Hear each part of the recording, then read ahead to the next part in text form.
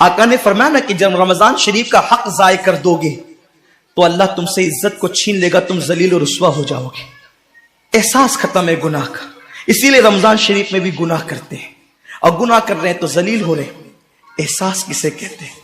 احساس یہ ہے کہ میں نے کیا کیا، چھوٹے سے گناہ کو بڑا سمجھنا میں نے کیا کیا۔ ایک خاتون بارگاہ رسالت میں آئی اور عرض کیا، یا رسول اللہ مجھ سے زنا ہو گیا ہے،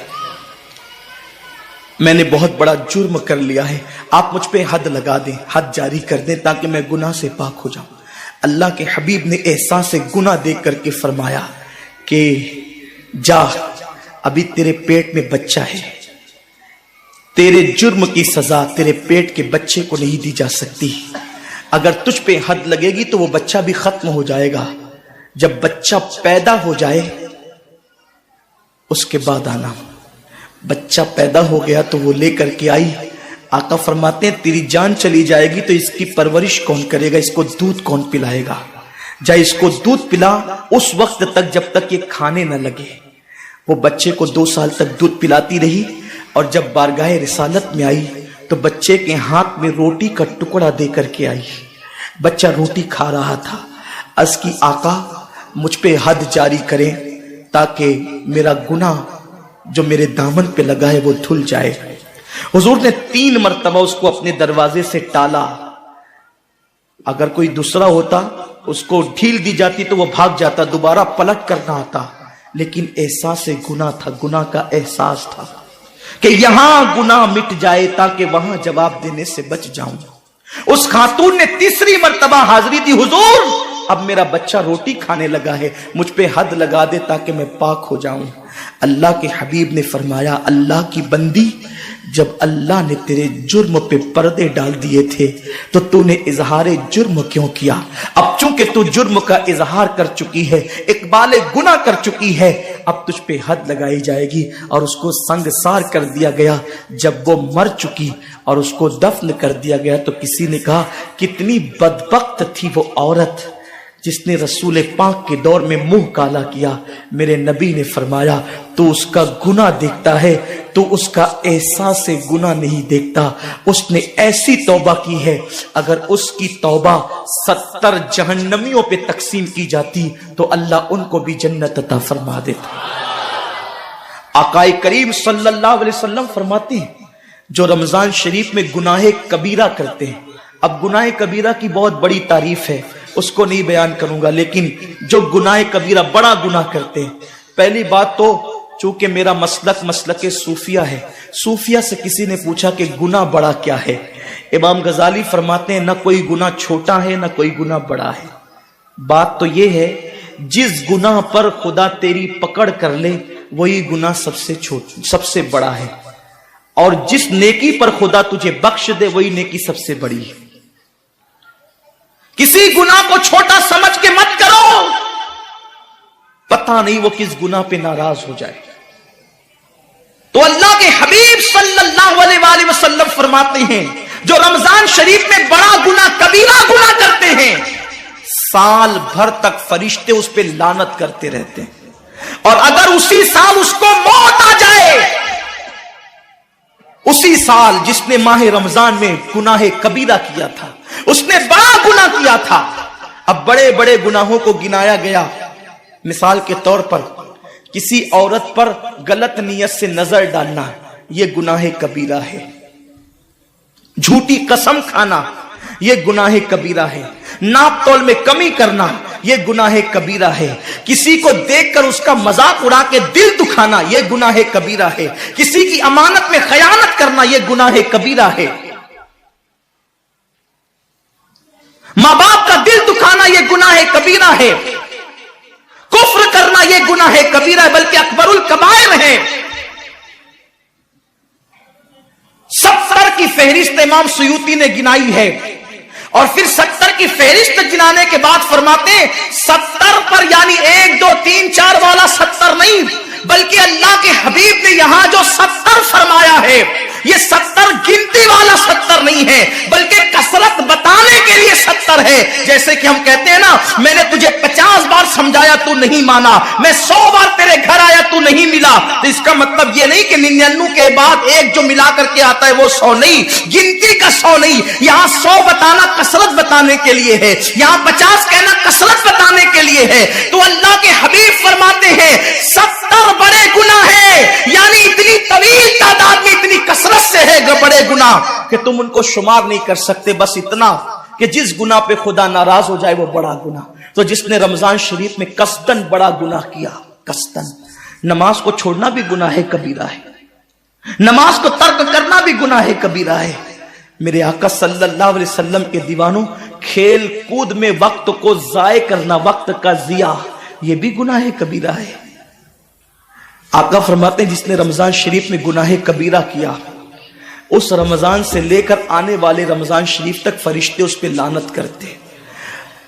یہ لعنت کیا ہے؟ لعنت سمجھتے ہیں؟ لعنت کا مطلب یہ ہے جس پہ لعنت پڑی وہ ہمیشہ کے لیے اللہ کی رحمت سے دور ہو گیا. انسان کی لعنت کیا ہے؟ انسان کی لعنت, ایک جانور پر حضور علیہ الصلوۃ والتسلیم کسی صحابی کے جانور پر بیٹھے تھے, وہ دھیرے چل رہا تھا. کسی نے کہہ دیا کہ اس پہ لعنت, تو یہ دھیرے چلتا ہے. حضور علیہ السلام نے اس جانور کے نیچے اتر کر فرمایا جس پہ لعنت کر دی گئی میں اس جانور پہ سواری نہیں کر سکتا. یہ ایک انسان کی لعنت کا اثر ہے. جس پہ معصوم فرشتے لعنت کرے اس کا انجام کیا ہوگا؟ وہ بھی 1-2 لعنت نہیں. رمضان شریف کو چھوٹا مت سمجھیے. 1 کے 70 پر آپ کی نظر ہے, گناہ نیکیوں کی کثرت پہ آپ کی نظر ہے, گناہوں کی تباہی پہ آپ کی نظر نہیں ہے. اللہ کے رسول صلی اللہ علیہ وسلم نے فرمایا جیسے ماہ رمضان شریف میں نیکیوں کا درجہ بڑھ جاتا ہے, ویسے ماہ رمضان شریف میں گناہوں کا بھی معاملہ بڑھ جاتا ہے. یعنی اگر رمضان شریف میں تم 1 گناہ کرو گے تو اور دنوں کے اندر جو گناہ کرتے تھے اب اس گناہ سے زیادہ تمہیں عذاب دیا جائے گا, کیونکہ آپ نے ماہ رمضان کی حرمت کو پامال کیا ہے, آپ نے ماہ رمضان شریف کی عزت کو پامال کیا ہے. تو سوچو, انسان کی لعنت پڑے, یہ حال ہے. تو جس پہ فرشتوں کی, وہ بھی 1-2 نہیں, پورے سال تک فرشتے لعنت کرتے ہیں. اور اللہ کے نبی صادق و مصدوق نبی نے فرمایا کہ اگر وہ اسی سال رمضان شریف آنے سے پہلے مر جائے تو اس کے پاس کوئی نیکی نہیں ہوگی جو اس کو جہنم کی آگ سے بچا سکے, اور اس کا ٹھکانہ تو جہنم ہی ہوگا. خدا کے لیے اپنے حال پہ رحم کرو, اپنے آپ کو جہنم کا ایندھن مت بناؤ. ہمارا جسم اتنا طاقتور نہیں ہے کہ ہم اپنے جسم پر جہنم کے عذاب کو برداشت کر سکے. میری قوم کے جوانوں, اپنی جوانی پہ اترانے والوں, اپنی قوت پہ ناز کرنے والوں, اللہ کے رسول صلی اللہ علیہ وسلم فرماتے ہیں کہ جہنم کی آگ کی ایک چنگاری اگر دنیا کے سمندر میں ڈال دی جائے تو دنیا کے سارے سمندر آگ سے بھڑکنے لگے.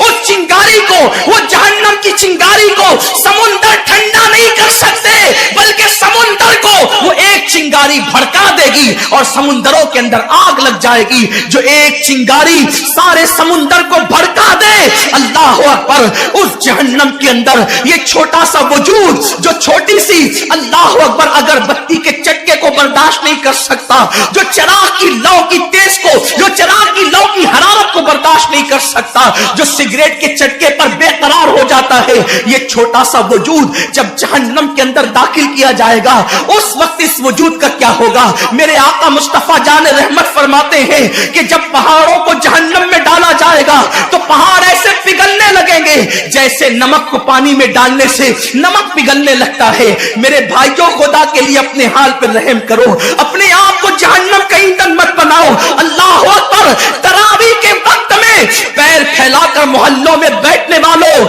روزوں کے وقت میں چھپ چھپا کر کھانے والوں, اللہ کی غیرت کو چیلنج مت کرو. اللہ کے حبیب نے فرما دیا کہ جو گناہ کبیرہ رمضان شریف میں کرے گا سال بھر فرشتوں کی لعنت ہوگی. آپ کہتے ہیں مسلمان کلمہ پڑھتا ہے, مسلمان نبی کا غلام ہے, مسلمان نبی پہ جان قربان کرنے کے لیے تیار ہے, اتنی مصیبتوں میں کیوں ہے, اتنی تکلیفوں میں کیوں ہے, کیوں تباہ ہو رہا ہے مسلمان؟ ارے جس پر فرشتے پوری سال لعنت کرے وہ قوم कौम तबाह न होगी तो क्या होगा, उस कौम के घर न जलेंगे तो क्या होगा, उस कौम की बेटियों की आबरू न लूटेगी तो क्या होगा, वो कौम गुर्बत की चक्की में न पिसेगी तो क्या होगा। आओ सच्ची तौबा कर लो, तौबा के दरवाजे खुले हुए हैं, अपने गुनाहों का एहसास कर लो, नादिम होकर कुदरत की बारगाह में पलट जाओ। मेरा रब फरमाता है फफिर्रू इलल्लाह, कहां जा रहे हो, दौड़ो अल्लाह की तरफ, पलटो अल्लाह की तरफ। बड़े से बड़ा पापी अगर खुदा की तरफ एहसास गुनाह लेकर, निदामत के आंसू लेकर अल्लाह की बारगाह में पलटा है तो अल्लाह ने उसको मगफिरत का परवाना अता किया है। मेरे रब का वादा है जो मेरी बारगाह में पलटते हैं मैं उनको लौटाता नहीं हूं, मैं उनको माफ कर देता हूं। सबकत रहमती अला गज़बी, मेरी रहमत मेरे गजब पे सबकत ले गई है। वो रब जो 70 माओं से ज्यादा प्यार करता है, उम्मत की तबाही का इतना ही ख्याल है तो हम रमजान शरीफ का एहतराम क्यों नहीं करते, हम रमजान शरीफ का एहतमाम क्यों नहीं करते, क्यों हम अल्लाह की इबादत की तरफ नहीं आते। आओ अपने गुनाहों का एहसास लेकर खुदा की बारगाह में पलटो ताकि तबाही से बच जाओ।